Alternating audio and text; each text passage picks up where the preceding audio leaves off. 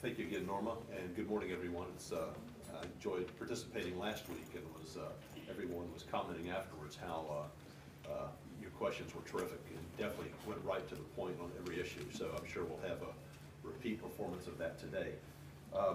As you know, today's topic is ensuring teacher quality and teacher leadership, and we have three of the most relevant experts we can find locally who can really speak with great authority on these topics. Our first speaker will be June Keel, who is the Assistant Superintendent for Human Resources at Metro Nashville Public Schools, and she has the authority to hire and oversee the recruitment of all of our teachers. Next will be Candace McQueen. Candace is the Dean of Lipscomb's College of Education, and I might point out just real quickly, just kind of congratulations to Candace and your crew at Lipscomb. The state every year puts out a report card on looking at the performance of teachers based on where they were credentialed, whether it's from a school of education or Teach for America. And Lipscomb and Teach for America really blew the lights out. Y'all did a terrific job in showing terrific improvement year over year in student performance. So congratulations on that. Vanderbilt fared quite well as well. And then Stephen Henry is here, president of the Metro Nashville Education Association, representing the teachers here in Nashville. So just very briefly, as you've, I think, come to see, teacher quality and teacher leadership are arguably probably the most important variables as to whether we're able to make Metro Nashville Public Schools the most improved and most effective urban school system in the country. And that's what I think is going on here. I think that is the path that our school system is on. Also, you've learned about Race to the Top a little bit, and you've probably learned that teacher quality is the core focus of that as well. I think most importantly, it has been the primary focus of Dr. Register. Even before he arrived, we had conversations, and all of his comments were focused on how do we ensure that we can be supportive and have highly effective teachers in every classroom. And so I think that's a very important focus for our school system right now.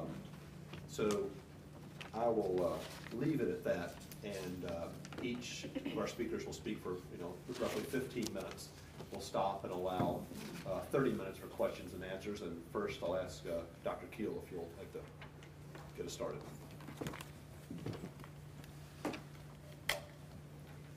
Thank you for inviting me today. It always makes me nervous when I'm referred to as an expert, and it makes me extra nervous when I'm referred to as a relevant expert.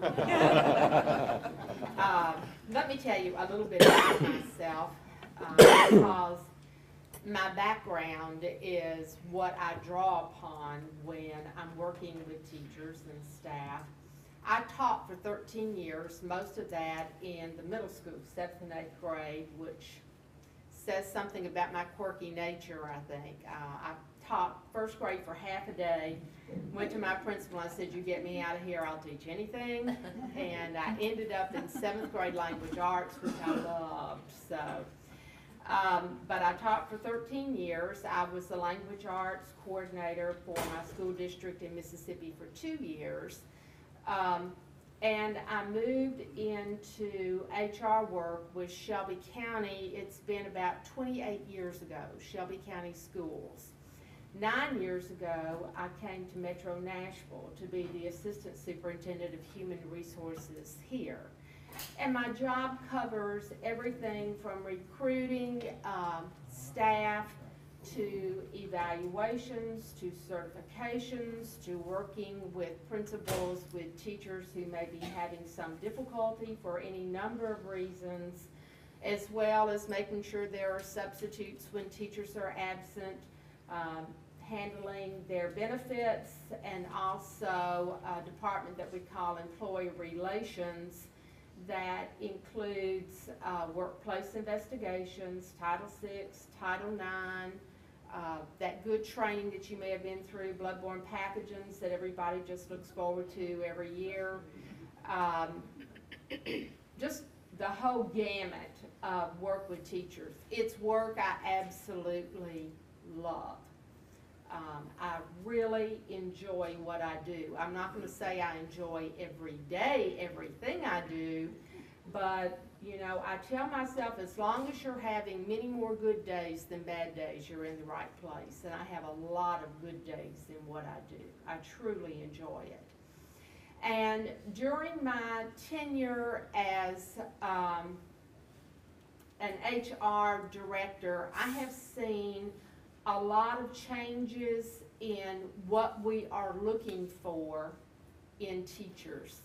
Back in 1983, when I started, there was a glut of teachers to select from. So we could be extremely selective, and our interviews were very, very general. They were questions like, how do you manage your classroom? What is your teaching background? They were very general questions. Then we moved into an era where there was a teacher shortage. And we got into questions like, are you going to be there every day? You know, that was about what we were asking. Now we have moved into an area that there is a real tension, because in some areas there is a very real shortage of teachers. And in some areas we can still be very selective. But we have become much more selective in the teachers that we choose to work with our students. And particularly, I think in Metro, because the students we serve in Metro, as in with most urban areas, come from a broad spectrum of backgrounds, as far as ethnicity, as far as home support, as far as where they are in their learning, as far as poverty level or wealth level, however you want to look at it, and the homes and the backgrounds they go into every day. And to find a teacher who would work well at Percy Priest but couldn't work at Napier is not what we're looking for. We're looking for teachers that could work well in both situations. And that is incredibly rare. I would like to say we're always successful. We're not. People are people, and we try to find the best fit that we can. But focusing on teacher quality, let me go over a few things that we are doing in trying to develop teachers.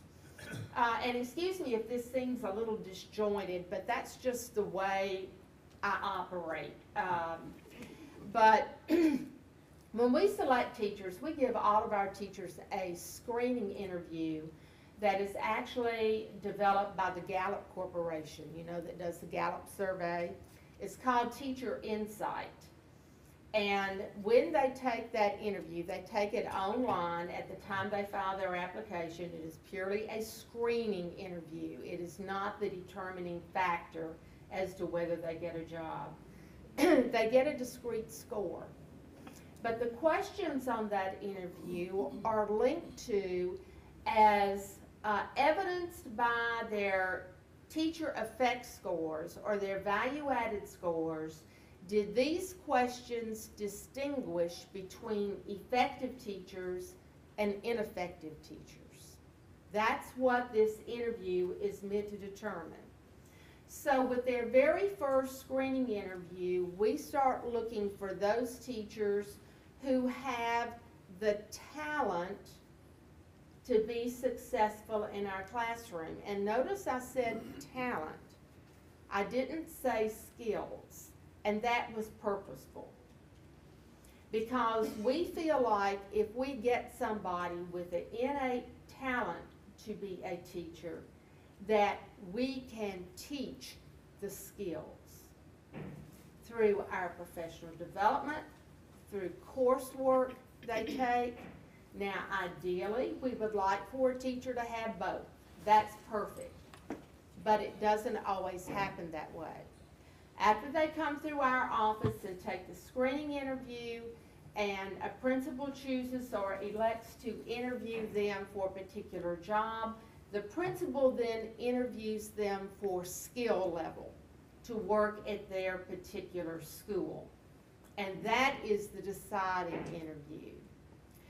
But because we're screening for talent and because there is a teacher shortage and we are hiring teachers every year, not just from Teach for America and not just from the New Teacher Project, we are hiring teachers every year who come to us under what we refer to as an alternative license. These are teachers who have a degree in the subject they are teaching but do not have the pedagogy training. It is more and more incumbent upon the school district to provide the professional development that these teachers need to be successful in the classrooms. And Candace will probably speak to this later, but it also, I'm sure, has had a dramatic effect upon the colleges and universities in the offerings and the way they handle the teaching at those universities to give these young people, and not necessarily all young people, the skills they need. We have moved in many cases to on-the-job training, and not necessarily because it is our choice, but because there simply are not enough teachers coming through traditional educational programs to man our schools. They just aren't there. Do you know how many teachers graduated from a traditional education program in physics last year and got a teaching license? In the entire state of Tennessee, one. So that's what we're looking at. That's what we're faced with. The focus, and excuse me if I get some water. A large focus of our training has been on the use of data. Teachers now have, and our administrators now have, more data in their hands than they have ever had before about where our students are. But as I'm sure you realize and understand, data is worthless unless you know how to interpret it and unless you know how to take that data and put it into practical use with our teachers in the classroom, in the way they teach, in the way they differentiate their instruction, the materials they select to work with. And I will show you in just a minute. Paul Changus, I believe, spoke here earlier. And Paul may have gone over with you some of the data that is available to our teachers now. Also, it's interesting to look across the state and see innovations that are being made or being considered in things such as the licensing of teachers. I was at a state, it's TASPA, the Tennessee Association of School Personnel Administrators. And we had a representative from the State Department of Education speak to us and threw a bomb in the middle of the table by saying that the State Department of Education at some undefined point in the future is thinking about or is leaning toward tying certification, state certification of teachers directly to documented teacher performance, which will be a very interesting move. Don't ask me about it because the person couldn't give me any details, and we were all asking questions. But it's just interesting to think that the state is considering moving in that direction. Also, you heard about Teach for America. We also have the New Teacher Project working with us, which is similar to Teach for America. And they are starting a new project this year where they actually have permission from the state to certify teachers to teach in the state of Tennessee without those teachers going through the State Department of Education or through a traditional program for licensure at a college or university. And I'll show you a little bit more about that in just a second. Let me talk first about the data. I don't know if Paul shared any of this with you or not, and this is just a screenshot, but what this is information that an elementary principal can pull up on his or her desktop every single morning and look at. If you see on the left, and I realize the numbers are small, but the principal can pull up the data and see up-to-date information about how many students have been absent, whether those have been unexcused or excused absences. They can check for our special ed students on how many students are due a reevaluation. But what is really interesting, if you look, and I'll point here, if you look here, that is information that the principal can look at every morning to see on the last tests that were administered how many students scored at the advanced, proficient, basic, or below basic information in math and reading, and then in what they call the running records in reading. And everything that is underlined, and you see that by advanced in math there are 34 underlined, they can click on that link and it will take them to the list of students who scored at that level. Then they can click on the student and they can see the exact scores. Then they can click on the scores and see exactly which items or which measurements the student was advanced in or missed. So instruction can be tailor-made to each student. This is available to the principal.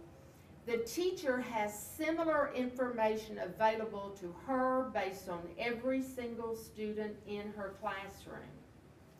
So this is information that is available to our teachers, but as I said before, it is absolutely meaningless unless they know how to use the data. So a focus of our teacher development has been on how to use data. Also, I mentioned the TNT program, TNTP, New Teacher Project program on certifying teachers. Just very briefly, you can see how they are going to do this certification. Program completion, which will be a number of seminars that these fellows will have to complete. Student outcomes, which will be how the students will perform on a set of assessments that will be selected by the New Teacher Project. And the principal's evaluation will also be a part of the determination as to whether or not these teachers receive their licensure through the New Teacher Project. Now this is happening in Metro. This is also going on in Nashville. So we are one of 2 districts in the state that is experimenting, and I think that's the right word to use, experimenting with this form of licensure. So it's going to be very interesting to see who among the group is licensed finally and how they turn out into be. And David, will you raise a hand? 1 minute. 1 minute, let me move. All right, leadership track. We have a teacher leadership academy, which we select teachers that we feel are the best teachers in order to move them into leadership positions, train them to move into leadership positions within the schools. We are looking at the possibility of Metro Nashville Schools having its own administrative licensure program in cooperation with a local university to train administrators for an urban school system. As far as recruitment and retention, some of the things we've done within our office, we now have a dedicated recruitment manager. We are focusing more on social media because that's where our young people are. We are targeting our campus recruitment based on where we've been successful in finding successful teachers. And we have finally convinced our principals, you are the best recruiter for Metro Nashville Schools and for your school in particular. HR cannot recruit the teachers for your school. You are the recruiter. How was that for finishing up in a minute?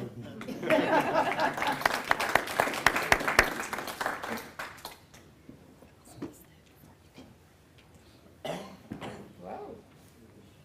That's not a problem.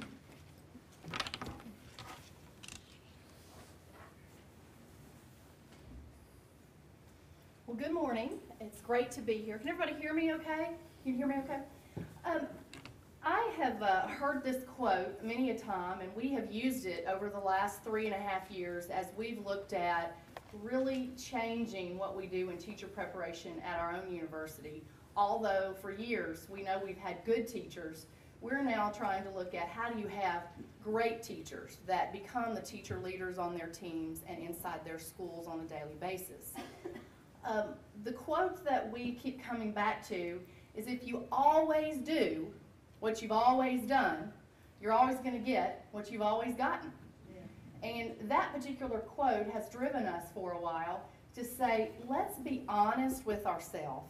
Let's look at our assessment data in a non-egotistical way.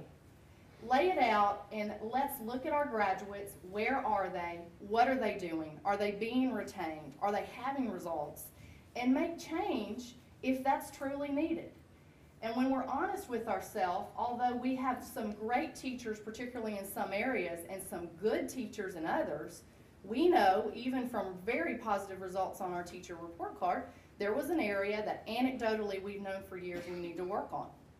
And so we're taking that very seriously to say that needs attention. The other thing I hear our president say at Lipscomb, and many of you know Dr. Lowry, he will say, our students come to us as consumers, but they leave as our products.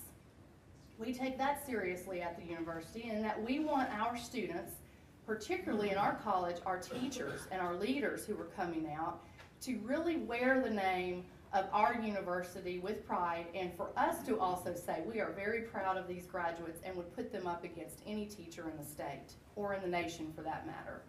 To do that, you have to make some real intentional effort to go back through levels of things that have been happening for 20 or 30 years, and I think it's great that June pointed out, our diversity has changed in 20 or 30 years in our public schools. The expectations have changed as far as accountability on test results have changed during that time period. There have been miraculous changes on what schools now do over the past 20 or 30 years.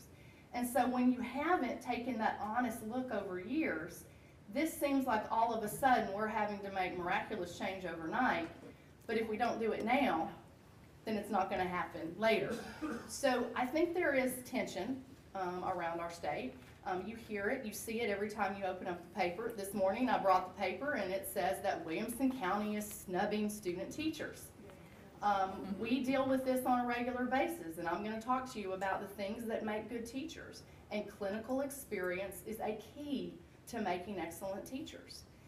But I understand why Williamson County is snubbing student teachers.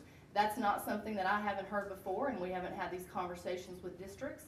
So we, as teacher preparation programs, have to be more insistent that our candidates are adding value to what you're doing. It's not taking away from what you're doing. And then as a result, we can have stronger partnerships with our school districts. We grapple with the question, what does a great teacher look like? I think that's a question that I wake up every morning thinking about. I honestly do. What does it look like, and how do we make change to make sure we're developing every teacher candidate into a great teacher? The first thing that we have to look at is selectivity. And I think we have devalued that in some way across the nation to say, you know, almost anyone can teach. That is not true. If you look at research over time, there is a direct correlation between the person's own high achievement on ACT, SAT scores, and GPA, and what they're doing with their own students on their student achievement. Now, we've talked a lot about what is that factor.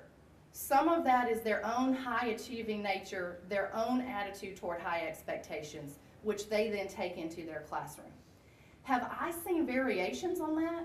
Certainly. I have seen teachers that could barely get a 2.5 in college, and 2.5 is the state minimum GPA, which we could debate, for someone in a teacher prep program.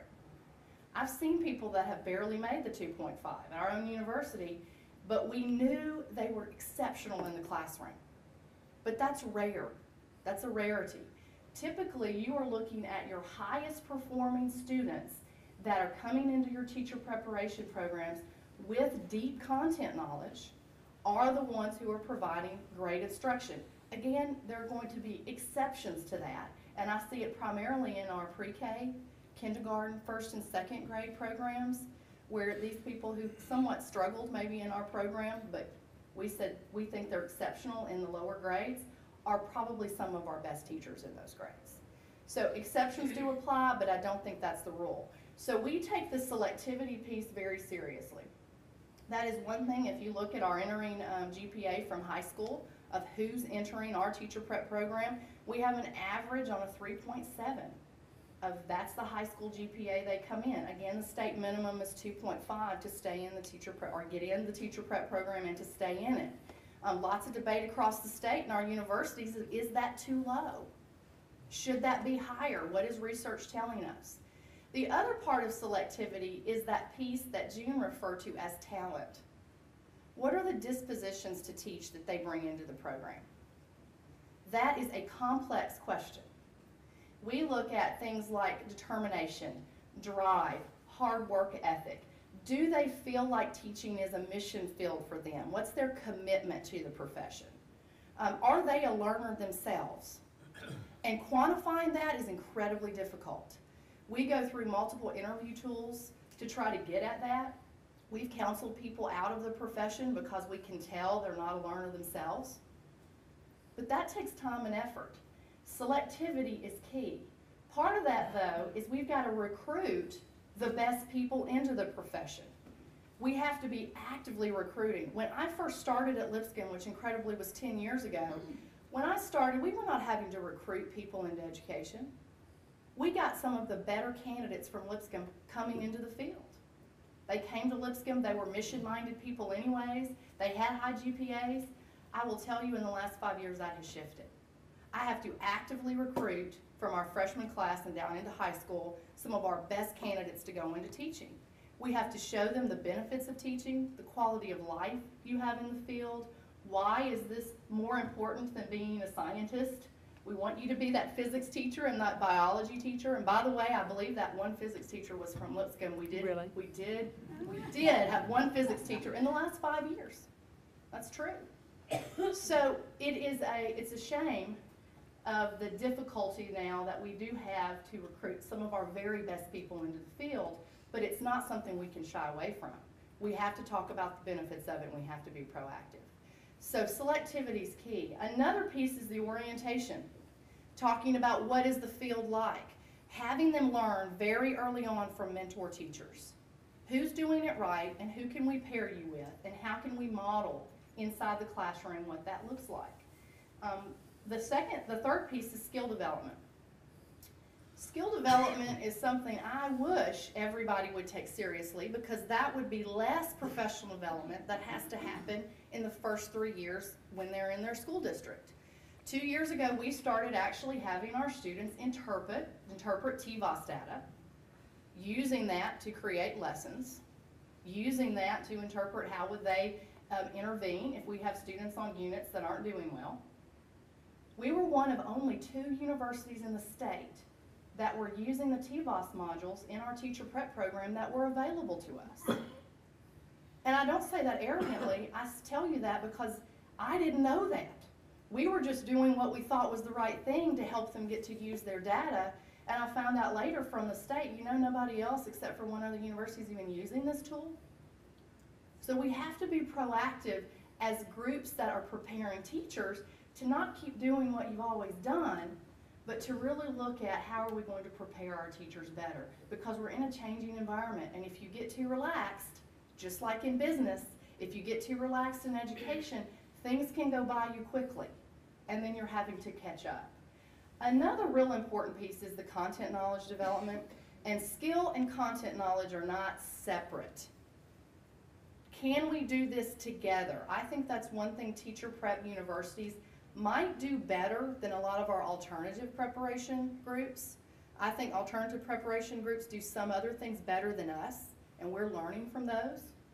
But one thing we do well is try to talk to you about not only about math, but how do you teach it? Let's do that at the same time. Because although I've had candidates who scored a 36 on their math ACT, I have seen them in the classroom do damage to children. So those do not necessarily go together, But if you can talk about them together, you can develop the skills around how to teach it for your high school students, you can see some real change. Assessment. One of our favorite words in education is assessment. And assessment at the teacher prep level is incredibly important again. We've got to take this more seriously for everyone involved.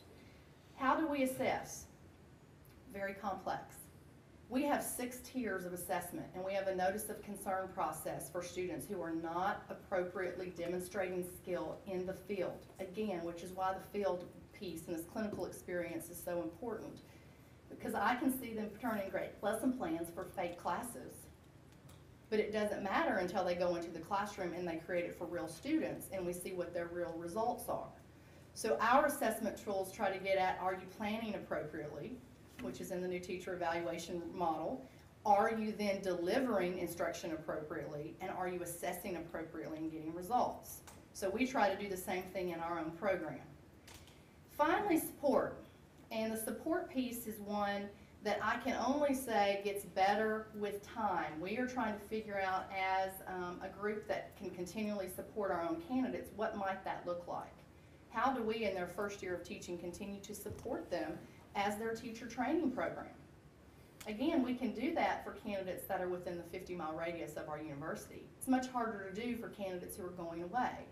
So looking at online modules to continue their professional development after they graduate, and we've already started that with the first graduating class this past year. This question of what does a great teacher look like that we grapple with every single day and look at a variety of research has been narrowed in our mind to 2 primary target areas. And this is supported by lots of research, and I've got gobs of research. I could send you some citations that support these 2 items. The first, a great teacher has to have a relationship with who they're teaching.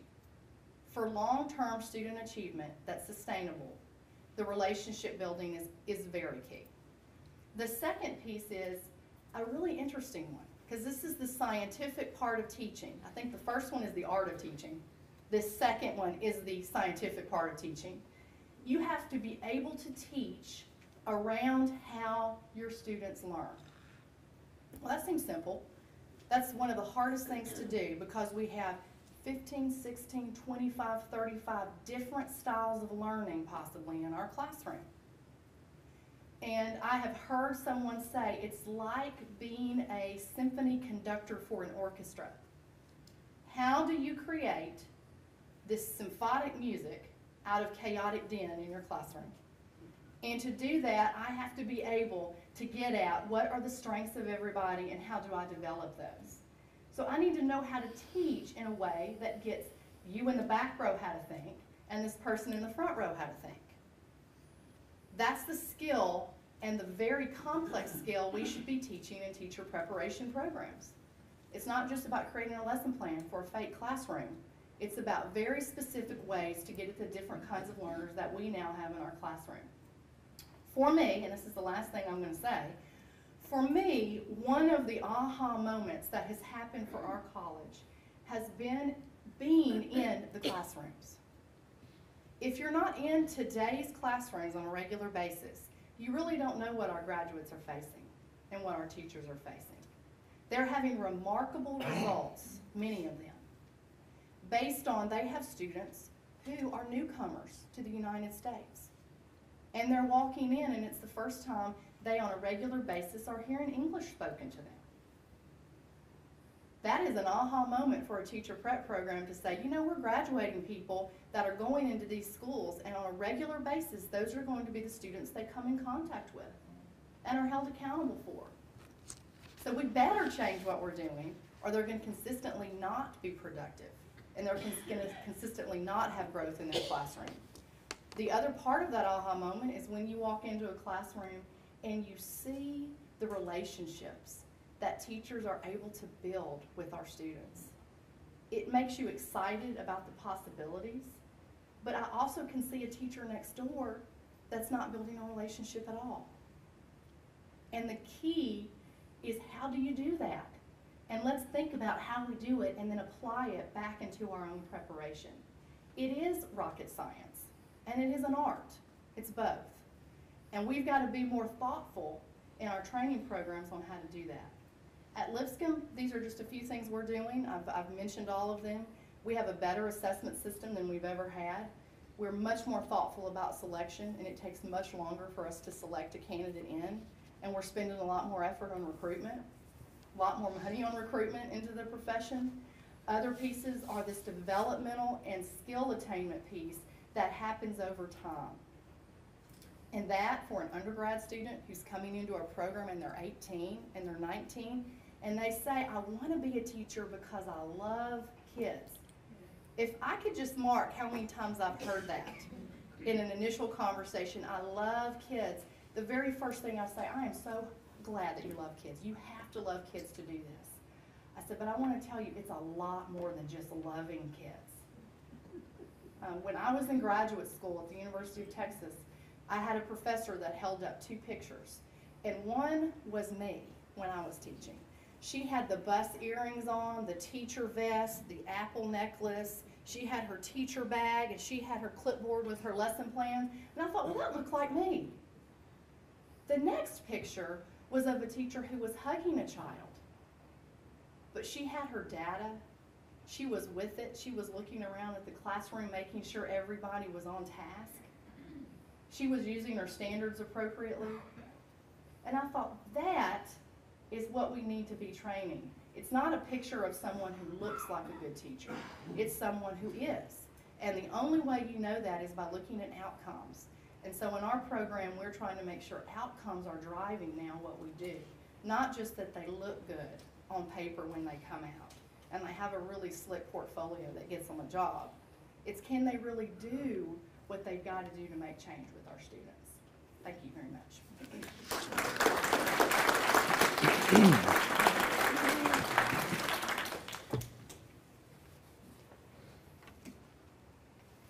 Good morning.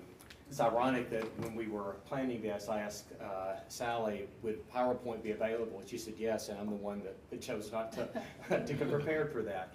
I'm Stephen Henry, and it's a pleasure to be with you here today. It's also great to see some smiling faces from actually the beginning of my career.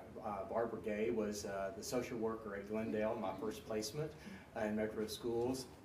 Marie Wiggins, I knew her as a piano player for the Sunshine Singers, which was, as I began my career, a group of teachers in Metro Schools that it was a teacher choir, and we went all over the city singing, which was great for me to, as a new hire, to learn the system.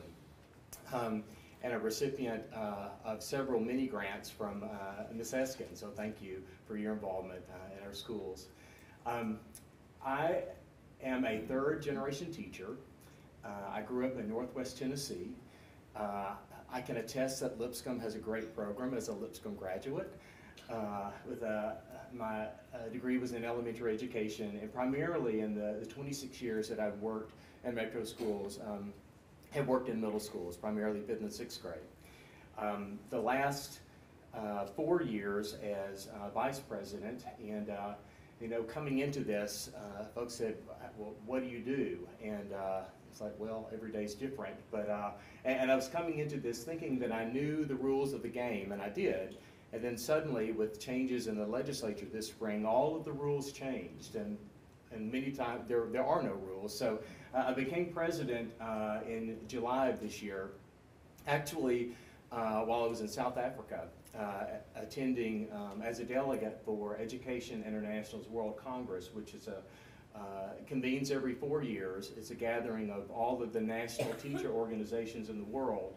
I serve on the TEA Board of Directors and represent Tennessee on the Board of Directors for the National Education Association. It was elected by the NEA Board as one of their 8 delegates to the World Congress. And what I saw on an international stage, to, you know, we know the issues that we deal with here locally or within our state, but the realization is that they're worldwide.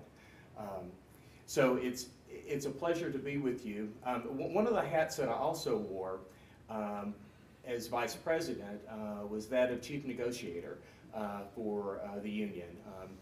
Dr. Kill also wear the same hat for the district. And you can ask my mom. I can argue till the day is long, but They that don't is need to not- ask your mom, they can ask me. Well, but that's really not who I am. And when we, at this juncture, I went to Dr. Kill and I said, can we look at doing this a bit differently? And she said, yes, please. And that's the approach that I take as far as our organizations work with the school district.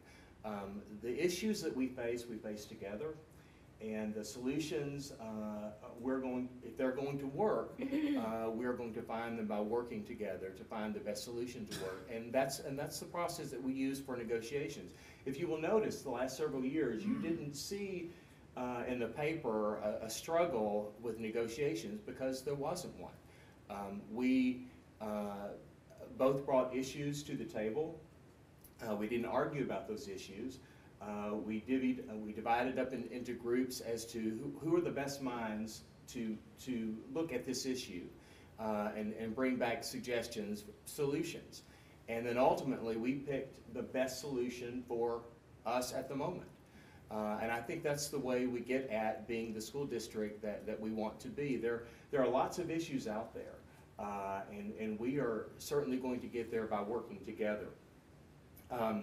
And I'll talk a little bit more about that collaboration piece, and also hit upon a couple of points made by Dr. Kill and Dr. McQueen.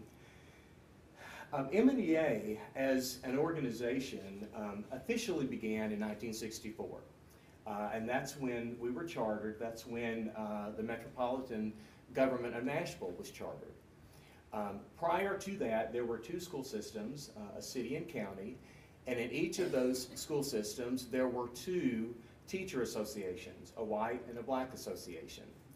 Prior to 1964, in 1959, those four education organizations came together and formed what was called the Education Council. Helen Pate Bain was the first chair of that. In fact, she went on to become an NEA president and then established herself for the groundbreaking work that she did on class size with the STAR research. Also in Nashville, NCUEA, the National Council of Urban Education Associations, which are all of the large affiliates of NEA, the large urban affiliates, was chartered in this city, which MEA is a part of. But when that Education Council came together in 1959, that was one of the first instances where, the first effort where you had white and black teacher organizations coming together, and again for a common goal. And once Metropolitan Government was chartered, then MEA was chartered. But we had predecessor organizations that were a part of our history that date back to at least 1895. So we have been involved in working in Nashville for a long time. Of course, we are a part of three organizations on the state level, the Tennessee Education Association, which was chartered in 1865, the National Education Association in 1857. And I will read to you, actually our mission in MEA is to promote excellence in Metropolitan Nashville Public Schools, to seek community support for public education, secure economic and professional security for teachers, maintain a strong, united teaching organization, advance human and civil rights in education, and to empower teachers. And as a national organization, our core values are equal opportunity, a just society, democracy, professionalism, partnership, and collective action. What we do as an organization on all three levels is very different. There are very particular laws that we've seen this spring that relate to education on a state level and then on a national level as well. And we do so because public education is a political entity. And so you have politicians, policymakers who are not educators making the policies and allocating funds for you would hope that they would have the understanding of the policies that they're creating or the aftermath that those of us in the field will experience, but that's not always the case. Specifically in Tennessee, when my mom began teaching in the early 50s, as a female, she basically had three options. She could be a teacher or a nurse if she were going to go to college, or another option would be secretarial work. So at the time, our profession had a monopoly on the brightest minds of at least half of the population, because either they were going into teaching or they're going into nursing. That dynamic has changed very differently today. Also, during the course of the laws where TEA had to assert itself in issues with tenure or pay, at the time, if you were white, you were a white teacher, you were paid more than a black teacher. If you were a male, you were paid more than a female. If you were a married male, you were paid more than a male. And so we had to assert ourselves into the laws to provide an equal playing field for everyone. The same thing as it relates to tenure, or the misunderstanding by many that tenure is a job for life. In our profession, you unfortunately are guilty until proven innocent. And so tenure provided due process. Oftentimes, the cases that we represent with teachers aren't for someone who's done the wrong thing, but they've done the right thing and someone has gotten mad. And again, in the political organization that we lived in the state, school board member's daughter graduates from college and wants a job, and suddenly a 20-year veteran, excellent teacher finds herself without a job because she's replaced with the daughter of the school board member. So issues like that, which shouldn't enter into the profession, but did, we had to assert ourselves politically. Of course, also on the national stage, and looking at now the reauthorization of ESEA, the Elementary and Secondary Education Act, the most previous rendition was No Child Left Behind. And again, looking at Tennessee being one of the states now that has applied for a waiver for until that bill is reauthorized, it is still No Child Left Behind. So the work that we do on a national stage is very important. It was interesting, I've been in a bank, but I wouldn't proceed to tell you how to run one. But we have a lot of politicians and business types who think they know what's best for education as it relates to their business world. Recently, I was on a trip with the Chamber of Commerce we had gone to Denver to study several aspects of the city, and one of those business types who thinks highly of what he thinks was talking to someone else sharing about some recent business awards and how he had looked back and several of the past winners weren't in business anymore. And knowing what I knew that his views on education, I said, yeah, and there are some that would tell us we should run schools like a business. And he stopped and said, well, you should. And I said, did you just not hear what you said? Businesses can't run businesses. And I said, we, as public education, our doors are open to every student that walks in, and the families that they represent. If you liken it to a business and making blueberry muffins, if you get a bad batch of blueberries, you send them away. We take every blueberry that comes in and every shape that they come in and make the best muffins that we can. And that's one of the requirements of state government is public education. And so we do the best with what we can. And as an organization, we help those entities know what our needs are and how the rules that they make affect what we do. So why is our organization needed? On a day-to-day basis, what do I do? I'm very fortunate to be able to be in lots of schools.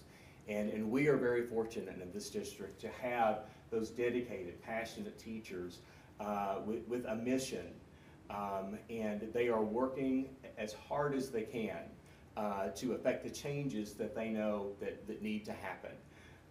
And we need to support that work, and that's one of the things that we do as an organization. How do we support that work?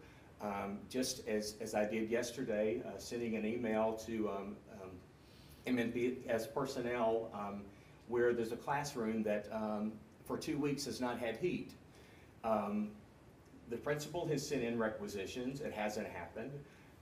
So I send an email, and the response I get is, okay, we're on it, but we haven't had any work orders on this, for which the principal then responded, well, here's the number. So there are disconnects that, should it take my intervention? No, but I'm glad to do that because the working conditions of our students are also their learning conditions. So we have to make sure that their environment is conducive to learning.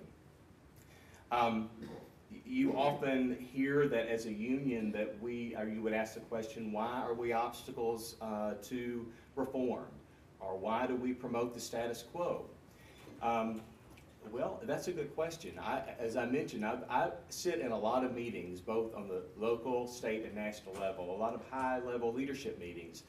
And evidently, I have missed all of the meetings where we were planning to be an obstacle to reform or to promote the status quo. In fact, the contrary. Oftentimes, the issues that we bring are to break that cycle, whether it's on dealing with social justice or other areas. So that work is important. Quickly to go ahead, the work that we do, the collaborative work, our goal is to attract, to retain, and to recruit the best teachers into the profession, and as an organization to support the work that they're doing. We also, as far as the collaborative conferencing law, and we do that, we have professional development that we offer ranging from workshops to help them, our teachers directly in the classroom, whether it's classroom management or to other issues such as buying your first home. It runs the gamut. We purposely chose not to, with the changes in the professional bargaining law, Professional Negotiations Act, not to enter into collaborative conferencing. One, it's an unknown system, it's yet to be developed. But two, we have a collaborative working relationship that is working. I was on the phone call with a reporter yesterday who asked me, why some districts are doing it, why we chose not to. With the repeal of the law, we found that in many districts, the collaboration that existed only existed because it was mandated by the law. And when the law went away, the collaboration went away. It's something that Dr. Register and I believe very heavily in. We met Friday to talk about the evaluation system and how we as an organization in the district can partner to be a model for the state as to how this system can work. Teachers want a system that is going to help them be the teacher they want to be and the one that their students need them to be. There is some disconnect now as to the implementation of what we have. But we want a system that works, and we want to show that it can work, and we want to be a model for the state to show how it can work. We have been involved with the district in Jerry Baxter in moving that school to a teacher-led model.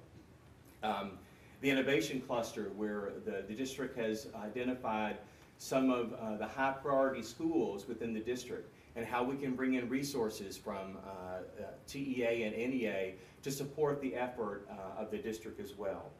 As an organization, we have just signed on to be an academy partner for Antioch High School and Whites Creek High School and their teaching academies to be a partner in the work to help the district grow their own. Our district has 1/3 of the ELL population in the whole state. There are over 95 languages that are spoken. And so we think that the teaching force of tomorrow needs to reflect the student body that they're working with. Also in working with the Teacher Leadership Institute. We can learn a lot from each other, and it's important that we work together. That is my view, and I know it's one that's shared with Dr. Register. We're both very competitive people, and we want to show this community, we want to show the state what a successful school system can look like, and it is successful because all of the partners are working very closely together because we have one goal in mind, and that is to create great public schools for every student. Thank you.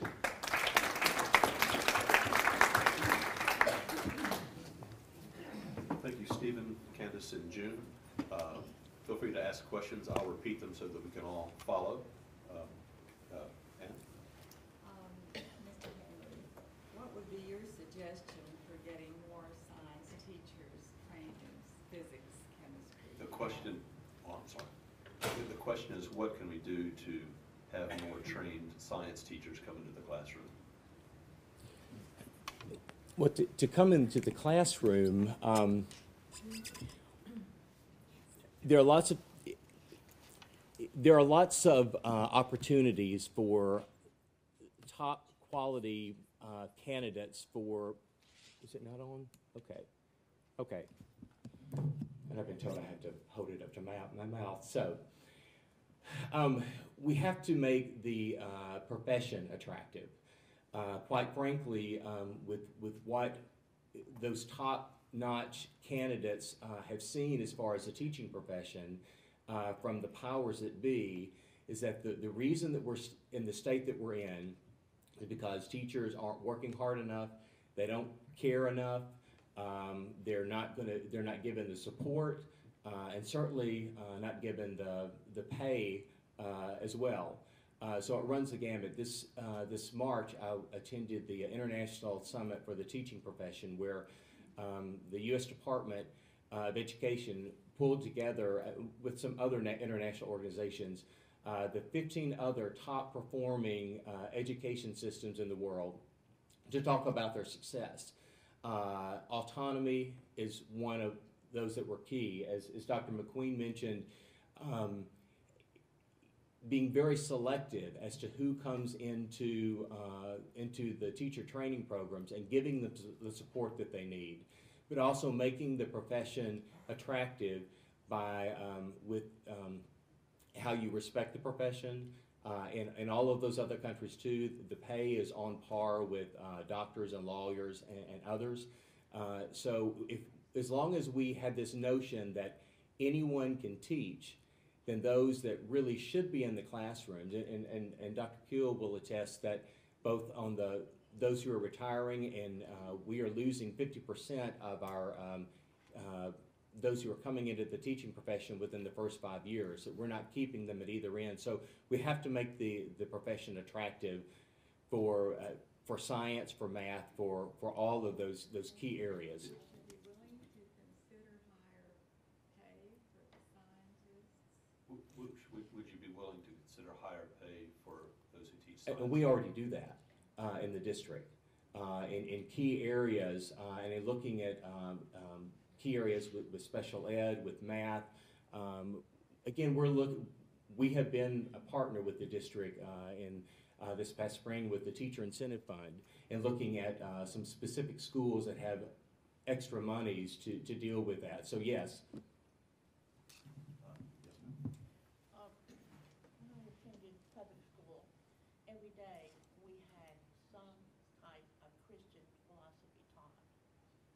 And this was very advantageous for those who understand this. And I don't understand how this is been taken out of our system completely. It seems like to me, with all the divisions in this religious community, there should be ethnic schools, or provided. I heard of Massachusetts, for instance, several years ago, who had a program where the Jews, the Catholics, and the Christians, Protestant Christians, were all given sounding and instruction at some time in their school day.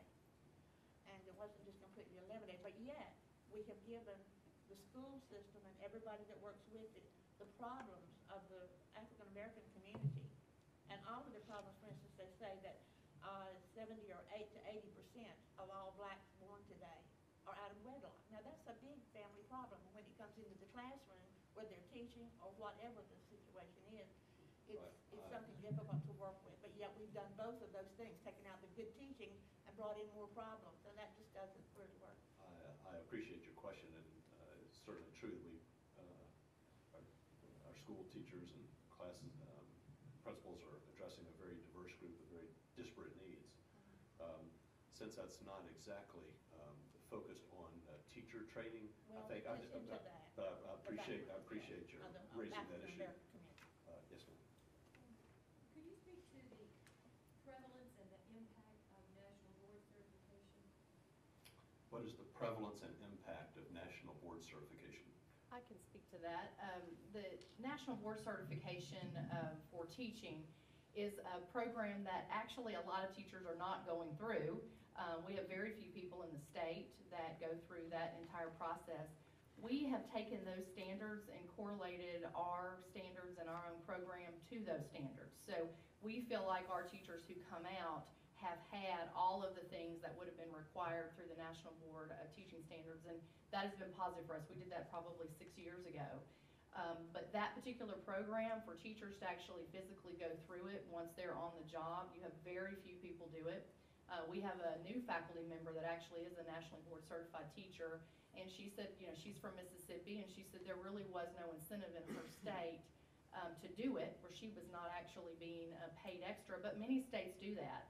And I know in the state of Tennessee, I think we pay extra for someone to. Not No? in, not, Okay. if I Go ahead. That's not statewide. In Metro, we provide a $4,000 supplement for any teacher who is nationally board certified. And while I don't have exact numbers, we have approximately 30 teachers in the system who have met that requirement. Very low. Yes, sir. Excuse me. I was in Cincinnati last week, and they were putting out a report on the rankings of the schools in the state, school systems in the state of Ohio. And they had one school system that was the #1 school system, it's a suburban Cincinnati school system, #1 in the state of Ohio. The Cincinnati school system was something like 592nd out of 600 in the country. And I'm just kind of curious, you know, when most of us went to school, we all had, there was immigration, so we had students who had 4 languages. Teachers weren't as highly educated, frankly, as they are today. I don't have this, personally, I don't see this as a teacher problem. I think the teachers, for the most part, are doing a pretty good job. They all come out of Lipscomb and the various schools. But what is it that makes it so different? We have larger classes. I was in classes with 50 kids when I was in grade school. And we have larger classes. We had less facilities, less attractive facilities than we've got today. But what is it that's changed in the last 50 years that is different, that makes education so different? Right, the question is, why is it apparently so much more difficult to have a highly successful school now than, say, 50 years ago? What has changed? One thing that we mentioned, we didn't have, I don't know that they had teachers unions 50 years ago. I don't know that they had, at least powerful teachers unions like that today. I don't know that they had a national, did they have a Department of Education, National Department of Education? Well, I'll let our speakers, who would like to take that on, Steve? I think one of the biggest things that has changed, and again, it's what is our definition of a successful school? With the benchmarks of No Child Left Behind, if we were to continue on that track, by 2014, any high school that didn't graduate 100% of its students would be considered a failure, which is like saying Vanderbilt Hospital, nobody can die. If you do, you're a failure. While certainly that is the goal, but they just changed the regulation also this year that from allowing a student 5 years to graduate, which was in the past, to now only 4.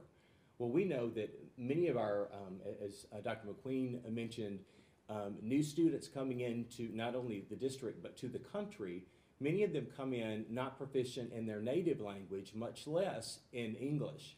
And so to have the expectation that they're going to graduate in the same amount of time as an English speaker is unrealistic. And so what the measurements of No Child Left Behind, it has undermined the public's confidence in public education, because we've set a target, and that target moves every year too. So while you may hit what was the target last year, this year the target moved, and so you're still labeled as a failure.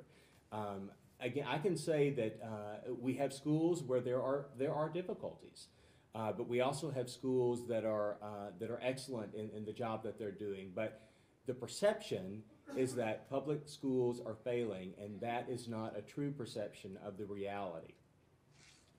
Would someone else like to take up the? Yeah, I will add a couple items to that. I think there has been, as Stephen mentioned, there is a change in the teacher pool.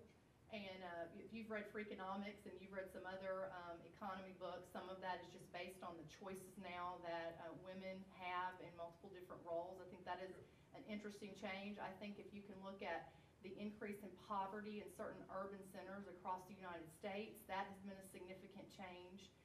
And that, if you've looked at Ruby Payne's work and some others, it significantly impacts what happens in the classroom when someone is from a poverty situation. Another piece is certainly what we know now about the standards. And Stephen just mentioned that. I mean, standards are higher because job place skills are more complex. We have right now in our state, we have a real gap in the people who are going to college and the skills that people need in schools. You got to go to college, and there's a gap right now in that. And so I think that's changed just what our workplace is actually requiring now of students. Technology has impacted, and if you're sitting here, I know you believe this, but technology has really impacted the way students learn. It's impacted that significantly, and we've got to keep pace with the expectations of students, motivation of students, learning styles of students, and that changes what you do inside a classroom when you understand that. And I will make a very brief address to that before we move on to the next question. I would say it's two variables, two things came together.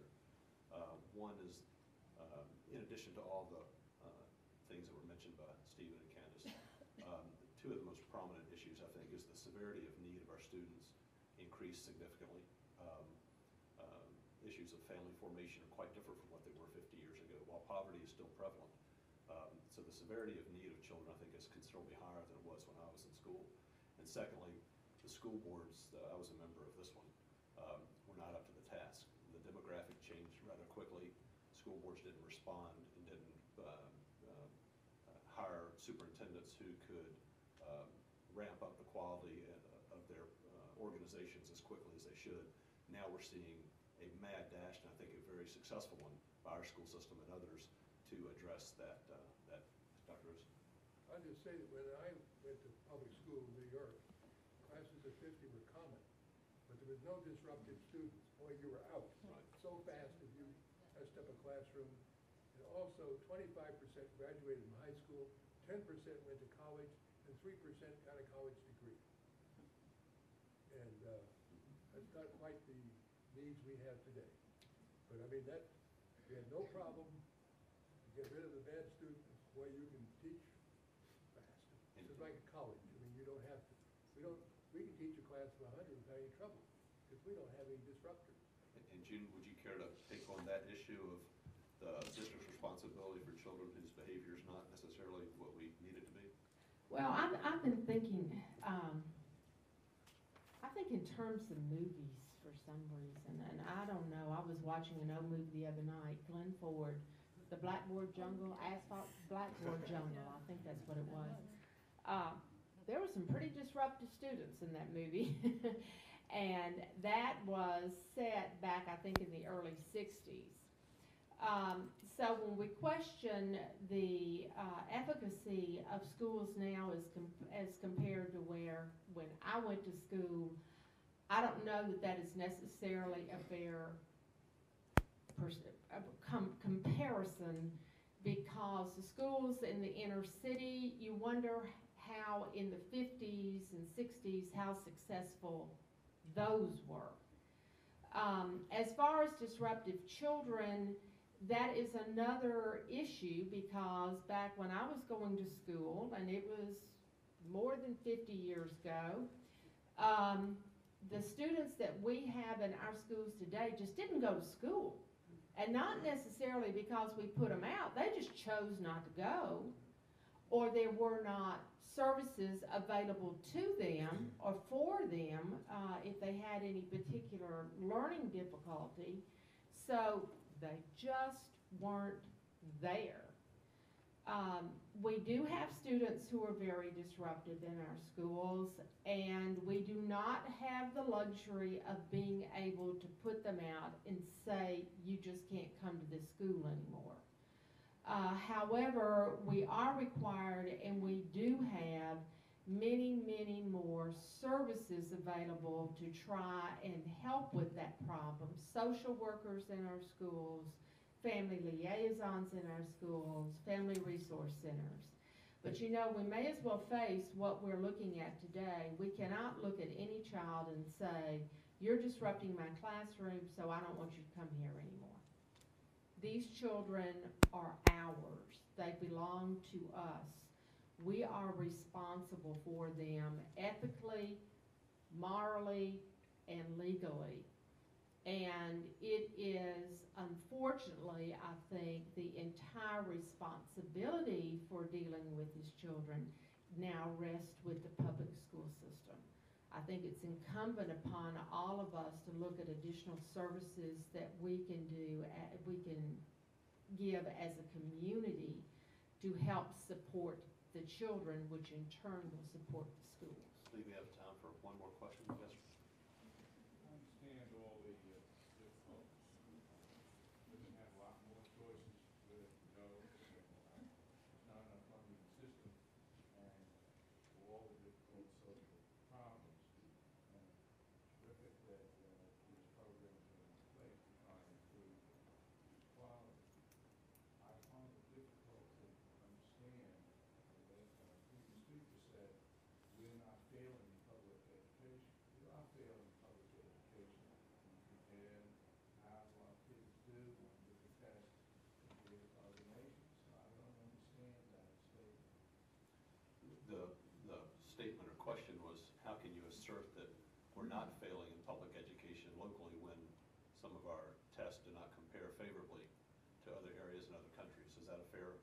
Well, nationally, I can't speak to locally. Okay, nationally. Would anybody care to address that issue? I'd like to make a brief comment. First of all, Dr. Register's not here, is he? No.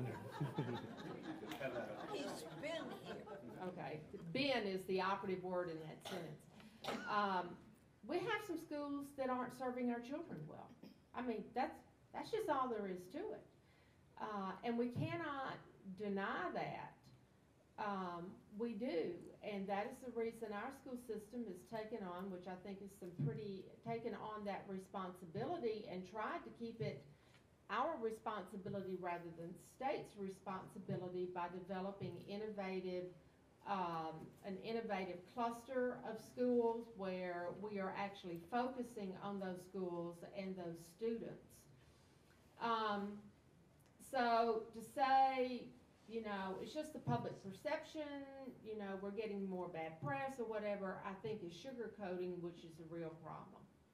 And it is incumbent upon us to, I didn't turn it off, there it goes. It is incumbent upon us to find the way.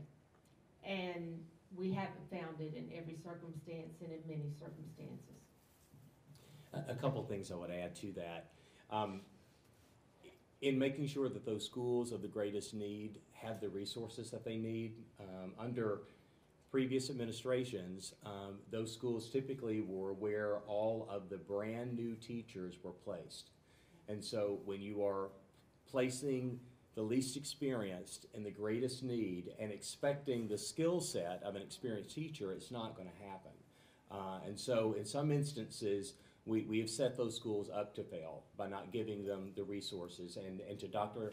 Register's credit, we're trying to fix that. But also, I've got to make a comment. I've got to make a comment. Okay. This will have to wrap it up since we're a few minutes. Well, over. I promise I'll be short. But this is where Stephen and I, where we argue. It's not that we are choosing to place Well- the brand-new teachers at those schools. That is where the vacancies are, because the teachers leave those schools. And that's where we need to attack the problem. I don't think Stephen wants me to pick up the most experienced teacher and say, you may not like it, but you're going over here. We have got to attack the problem of making those schools attractive places for teachers. And that doesn't mean transferring the whole student body and getting, quote, good students there. It means much more than that. And we don't disagree on that at all. Maybe it was the way I phrased it. But another point, we are also expecting the same, the same results from other states when Tennessee ranks at 49th in per pupil funding, but we want the success rate of those that are, that fund schools more highly. So there is that disconnect. I'd like to thank everyone. Thank you all for